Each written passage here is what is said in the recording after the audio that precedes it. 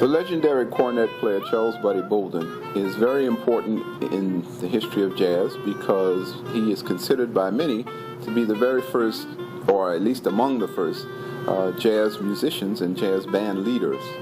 Charles Buddy Bolden played in a lot of parades and dances all over the city, and he was a legend.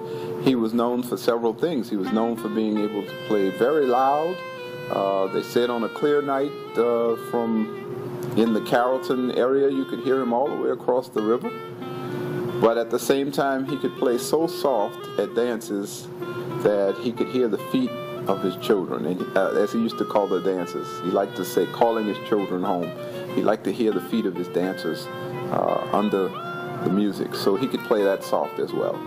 And I think the importance of Buddy Bolden is that he was at least one of the first people to realize that improvisation over standard musical structures and forms represented not only a new approach to dancing that was free and exciting and emotional, but it tied together all of the different aspects of life in America with this African legacy that exists in New Orleans, African musical legacy that exists in New Orleans in a transformed way. And Buddy Bolden was among the first to put all that together. He took things like marches and rags and popular folk songs and hymns, and he added elements that came from the black vocal style. For example, he used a lot of vibrato and bent tones.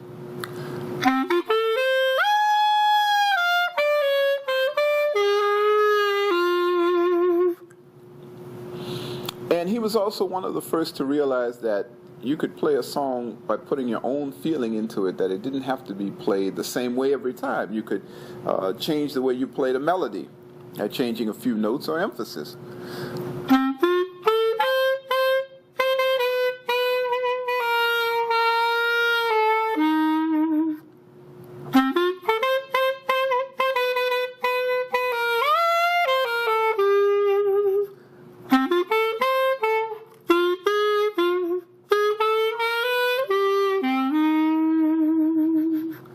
So he was very important in that sense. I think he popularized the idea of making music more exciting, more danceable, and, well, frankly, more New Orleans by tying in all of the spirit and feeling and emotions that came from New Orleans people and putting them into music and really just kind of letting it go.